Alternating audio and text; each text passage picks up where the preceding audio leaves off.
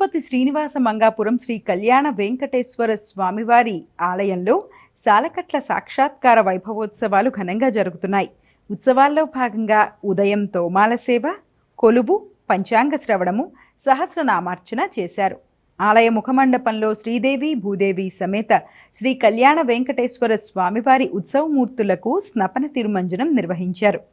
సాయంత్రము ఉభయ దేవేర్లతో కలిసి స్వామివారు హనుమంత వాహనంపై మాడవీధుల్లో విహరించి భక్తులకు దర్శనమిచ్చారు. భక్తులు విశేష సంఖ్యలో తరలివచ్చి స్వామివారిని దర్శించుకున్నారు.